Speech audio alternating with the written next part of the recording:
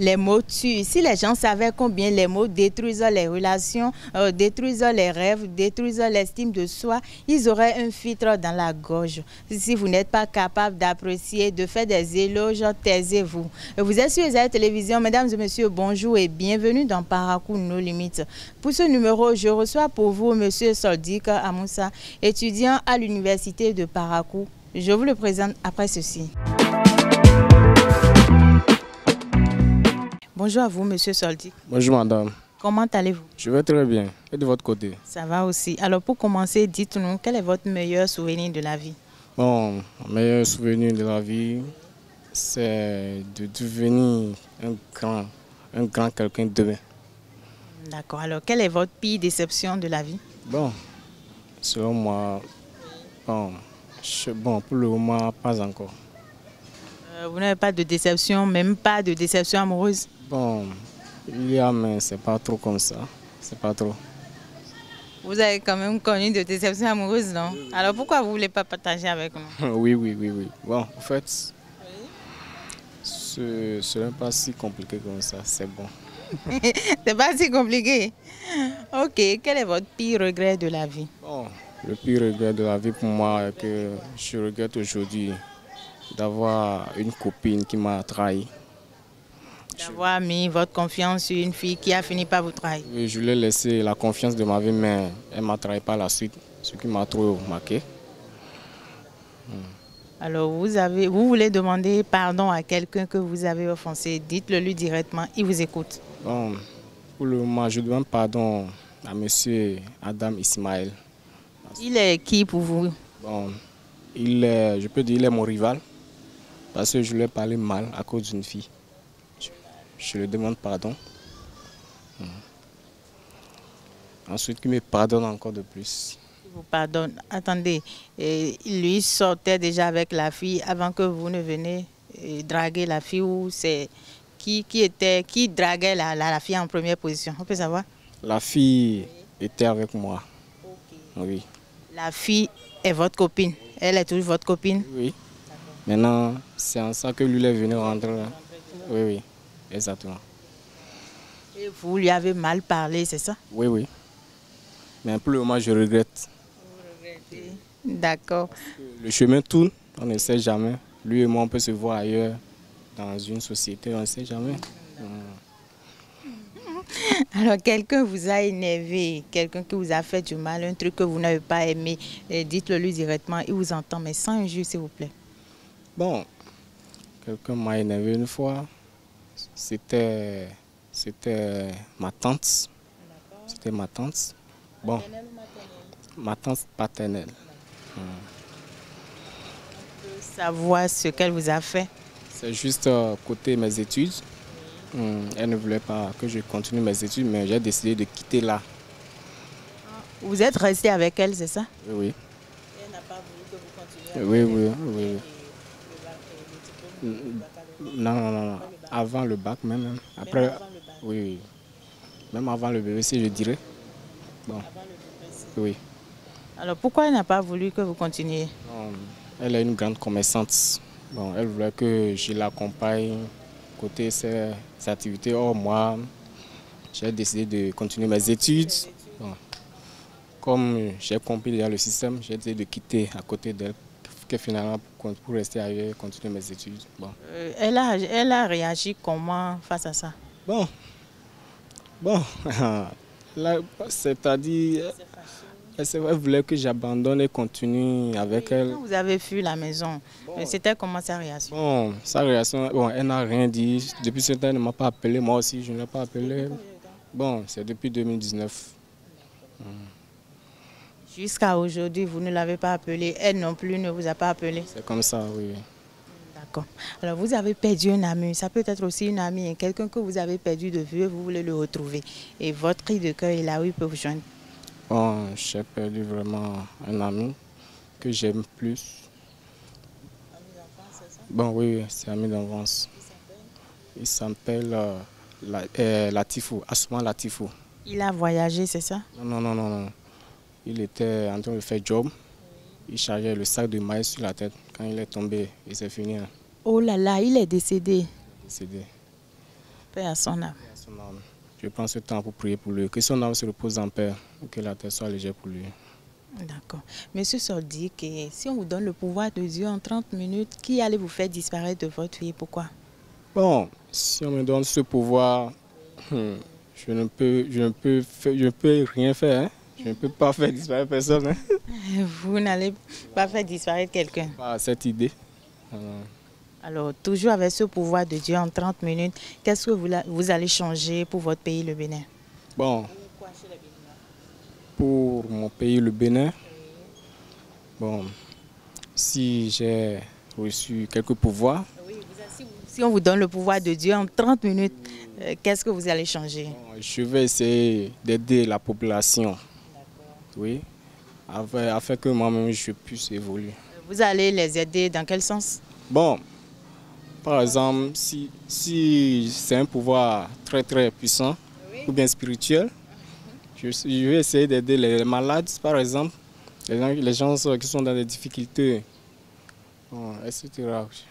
D'accord. Et vous allez changer quoi spécialement pour vous-même? Toujours en étant Dieu en 30 minutes. Bon, pour moi-même, je sais qu'en aidant des gens, c'est une bénédiction. Et c'est cette bénédiction qui peut changer ma vie.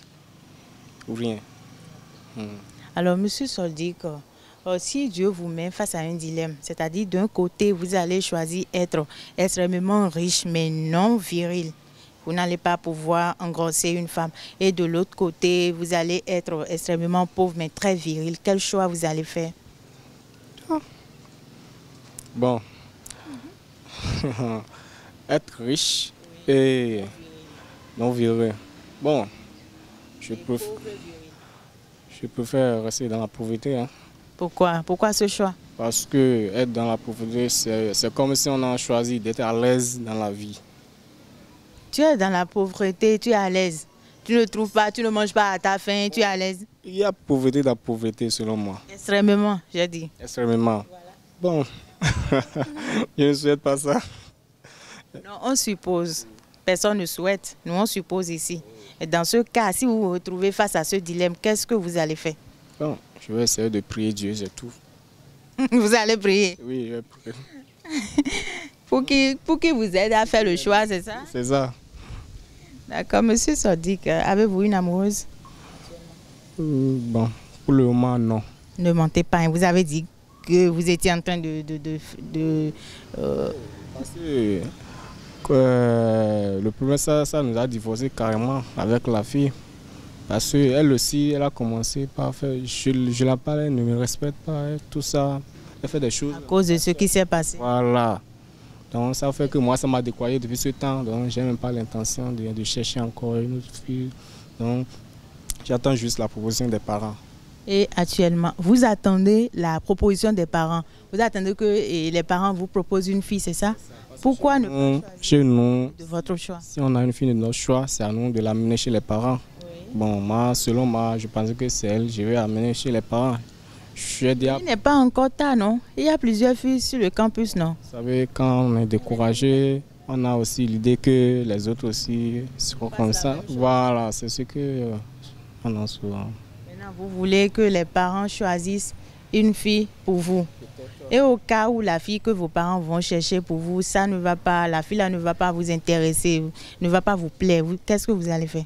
Vous allez la rejeter comme ça? Bon, tant que c'est les parents qui vont proposer, je garde ma patience. Même si... On suppose, la fille n'a pas le comportement, le caractère que vous cherchez chez une femme. Et qu'est-ce que vous allez faire? Vous allez la prendre comme ça juste parce que c'est les parents qui l'ont cherché? Bon, selon moi, je vais garder ma patience. Et la supporter comme ça? Avec elle. Monsieur Soldic, vous m'étonnez beaucoup là. Comment? D'accord. Alors, avez-vous fait la chose une fois? À quel âge avez-vous commencé par faire la chose? Bon, j'ai déjà plus de 22 ans. Avant de commencer. C'était avec qui la première fois? C'était avec la fille dont je vous ai parlé. La fille dont vous venez de parler? Oui. Votre première amoureuse? C'est elle. Et vous aimez le faire combien de fois par semaine comme ça? C'est un peu par semaine. C'est rare fois, mais je peux même dire, même pas un là, c'est rare fois. parce que nous sommes des élèves en ce temps. Donc, actuellement, vous ne le faites plus, c'est ça que vous voulez dire? Comme on n'est plus ensemble. Il n'y a pas les à côté? Non, non. Les goûters à côté? Non, moi, je n'aime même pas trop les goûters, les Coca-Cola. Vous n'aimez pas les goûters à côté. Et si l'occasion se présente, comment vous allez faire? Bon, elle est venue vers vous, elle-même, elle s'offre à vous. Bon, vous n'allez pas goûter à côté? Il y a ça aussi parce qu'il y a des moments on a envie, donc je peux profiter. Vous profitez. Et vous aimez souvent le faire avec ou sans? Pardon? Vous aimez souvent le faire avec ou sans? Bon, non, je n'aime pas. Non, non, non. Aller au CES, comment vous le faites? Avec ou sans? Vous protégez ou vous ne le faites pas? Ok, bon, je me protège. Pourquoi? Pour éviter les maladies. Et encore pour éviter les grossesses non désirées. Oui. D'accord. Monsieur Soldik, vous avez volé une fois, il vous est arrivé d'ouvrir la mamie de votre maman et de prendre de poisson ou de viande ou d'ouvrir sa sacoche et de prendre des pièces. Vous avez fait ça une fois? Ça, c'est le premier élément. Que je peux dire oui, c'est oui même. J'ai fait ça une fois. Dans l'enfance ou? Dans l'enfance, j'ai fait ça une fois. Maman a préparé, j'ai mangé. Après, quand elle est revenue, elle m'a tapé correctement. Elle vous a attrapé comme ça une fois? Bon, oui. Oui. Elle vous a frappé? Oui. Bon.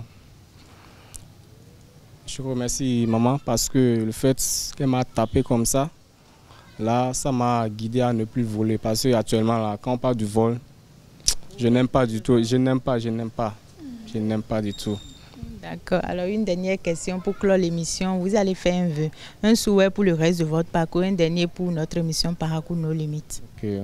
Pour le moment, je souhaite que Dieu m'accompagne dans mes études afin d'atteindre mon objectif.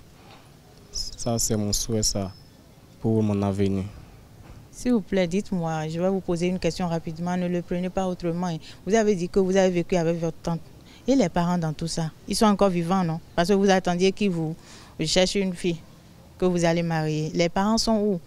Bon, les parents sont chez eux. En fait, la tante, je suis pas... Les parents sont chez eux. Vous n'avez pas grandi avec vos parents? Bon, moi, je suis une personne née... Bon, je vais dire que je suis né... Une Écosse. Voilà, je ne suis pas...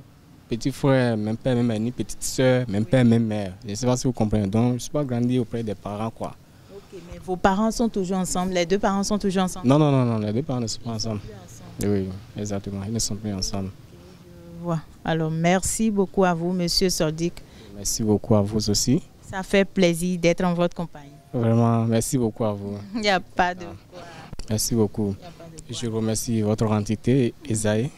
Que Dieu donne la santé à tous les membres de l'entité et qu'il accompagne l'entité aussi à évoluer. Merci beaucoup. Merci beaucoup à vous aussi. Vraiment merci, infiniment merci même. Alors amis internautes, ne partez pas encore, amis internautes des Aïe Télévision, nous voici à la fin de cette émission.